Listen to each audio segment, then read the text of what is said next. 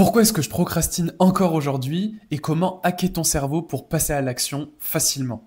C'est pourtant complètement paradoxal puisque je suis coach en productivité pour entrepreneurs débordés.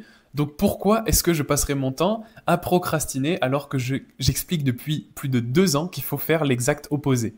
En fait, c'est simple, je ne suis pas un robot. Et je tenais à faire cette vidéo pour toutes ces personnes qui pensent que je m'organise comme un minuteur, comme une horloge, sans aucune flexibilité et sans aucune marge d'erreur. Évidemment, c'est complètement faux et j'ai même identifié 2 types de procrastination qui me touchent et qui te touchent forcément. Mais le but n'est pas de rester sur ce constat-là. Je te propose à la fin une technique pour hacker ton cerveau, pour passer à l'action sans effort et donc éviter cette procrastination qui, bien sûr, te vole ton temps depuis parfois des années. Le premier type de procrastination que j'ai identifié, c'est la flemme. Voilà, il n'y a pas d'autre terme pour la définir. C'est lorsque tu dois faire un truc que tu sais que tu dois le faire, mais que vraiment tu n'as pas envie de le faire par pure flemme. Il n'y a aucune raison rationnelle de ne pas le faire. C'est typiquement ce qui m'est arrivé pendant le mois d'octobre, pendant cette période d'entreprise où je devais faire un devoir maison pour l'école d'ingénieur. Ce devoir maison de mathématiques, je l'ai repoussé du début à la fin de la période, c'est-à-dire que le 1er octobre, j'ai à peine commencé, et au final, j'ai mis en pause jusqu'au 31 octobre où là, j'ai terminé le devoir maison de maths où ça m'a pris plus de 5 heures. C'est de la pure procrastination et là, je n'ai aucune raison rationnelle de ne pas le faire. J'avais simplement pas envie par flemme. Et oui, encore aujourd'hui, même en étant major de promo 2 années d'affilée, je continue de faire ce genre de truc. Ça reste très rare, mais ça arrive encore des fois de temps en temps. Ce n'est pas grave. Tout ce qui compte, c'est de ne pas être dans la procrastination abusive, c'est-à-dire, par exemple, terminer mon devoir maison de maths pendant la nuit. Ça, c'est des choses que j'aurais pu faire avant de m'organiser. C'est des choses que font encore les gens de ma promotion, de mon âge, en fait, simplement. J'en ai discuté avec eux aujourd'hui. Il y en a plein qui ont fait ça entre 23 h et 4 h du matin. C'est clairement pas ce que j'ai fait, hein. Je te rassure, j'ai procrastiné en repoussant la tâche jusqu'au dimanche. Mais le dimanche, je l'ai faite dans la matinée et dans l'après-midi. J'ai pris une marge d'erreur quand même. Le deuxième type de procrastination que j'ai identifié, c'est un désalignement. Et en réalité, ça arrive bien plus souvent que ce que tu crois. Toi, tu as l'impression que la procrastination est toujours de la flemme. C'est vrai, c'est ce qu'on nous a appris. La procrastination, c'est quand tu n'as pas envie de faire un truc, ça n'a aucun sens. Mais pourtant, il y a de la procrastination qui est totalement justifiée. C'est même de la procrastination que tu dois écouter. Si ton cerveau te dit « j'ai pas envie de le faire », c'est probablement pour une raison. C'est exactement ce qui s'est passé pour moi pour la prospection. La prospection, si tu sais pas ce que c'est le fait d'envoyer des DM sur Instagram quotidiennement. Je dois envoyer environ 45 à 60 DM par jour pour parler du programme Soso aux entrepreneurs débordés. Le programme Soso, c'est celui qui te permet de libérer plus de 12 heures par semaine de temps libre pour toi et ton business, sans sacrifier ta vie perso. Si ça t'intéresse, je t'invite à cliquer sur le lien dans la description où je te partage la méthode Soso complète qui m'a permis de libérer plus de 12 heures par semaine. Parenthèse fermée, lorsque j'ai voulu commencer la prospection, et je l'ai fait pendant des mois et des mois, je procrastinais à mort. En fait, j'avais simplement pas envie de le faire, mais il y avait une raison profonde, c'est parce que je n'étais pas convaincu. En réalité, la procrastination, c'est souvent ça. C'est le produit d'un manque d'urgence et d'un manque de conviction. Étant donné que je ne croyais pas en la prospection, en tout cas j'y croyais pas dur comme fer, j'avais pas forcément envie de le faire.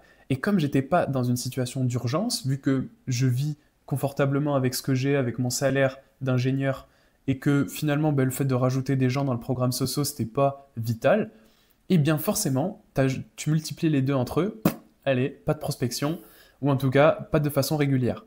Et forcément, dans une tâche aussi répétitive que la prospection, où il y a besoin de beaucoup de volume, beaucoup de data pour pouvoir s'améliorer, et bien forcément pendant des mois, je ne me suis pas amélioré, j'ai donc eu 0 résultat. Et là, pour une fois, la procrastination était justifiée. C'était simplement que je n'étais pas convaincu. Aujourd'hui, maintenant que je sais pourquoi pourquoi la prospection est absolument indispensable pour avoir des résultats clairs et stables et pour pouvoir être meilleur tout simplement dans ce sujet-là, eh bien, j'ai beaucoup plus d'envie et de motivation à faire de la prospection tous les jours. Et puisque je sais que mon programme Soso peut aider des millions de personnes, des millions d'entrepreneurs débordés qui galèrent à s'organiser de façon sereine sans sacrifice, eh bien ça rajoute une situation d'urgence où je me dis chaque jour où je ne contacte pas ces entrepreneurs-là, ce sera un jour de plus où ils n'auront pas la possibilité de découvrir la méthode Soso. Je possède une solution à leurs problèmes et je ne leur partage pas. Au fond, c'est horrible quand on y pense. Pourquoi ne pas partager ça au monde entier? Donc si tu fais la multiplication de l'urgence et de la conviction, tu peux éliminer plus de 90% des situations où tu as envie de procrastiner. C'est donc facile finalement de hacker ton cerveau pour passer à l'action. Il suffit d'y croire. Si tu définis des priorités claires, si tu sais que c'est prioritaire de faire de la prospection chaque jour, par exemple, ou si tu sais que c'est prioritaire de rendre ce devoir de mathématiques, parce que dans tous les cas, si tu le fais pas en temps et en heure, tu vas te faire allumer, eh bien tu n'as aucune raison rationnelle de ne pas le faire.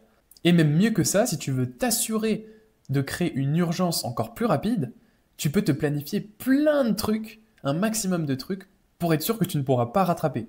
Ce que je veux dire par là, c'est que par exemple, pour mon devoir maison de mathématiques, j'avais beaucoup de temps libre pendant ce mois d'octobre, donc je savais que si je le faisais pas au début, je pouvais le faire plus tard. Mais par contre, si tu te planifies toutes tes soirées, si tu sais que tous les week-ends t'es pris, eh bien forcément, tu n'auras pas le choix.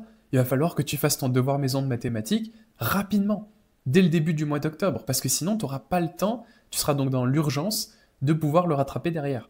Et puis, quand on y réfléchit, maintenant qu'on a l'urgence de devoir le faire, la conviction, finalement, c'est assez facile. Si tu veux réussir tes études, bah, t'as pas d'autre choix que de faire un bon devoir maison de mathématiques, donc t'es convaincu de ce que tu fais normalement.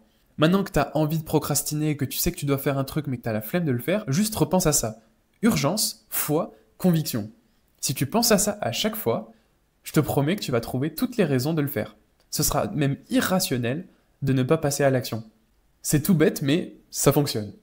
Et puis bien sûr, en appliquant cette stratégie-là, conviction, urgence, tu pourras limiter la procrastination et aller même beaucoup plus loin en libérant plus de 12 heures par semaine de temps libre pour ton business sans sacrifice en cliquant sur le premier lien dans la description. Je t'attends là-bas.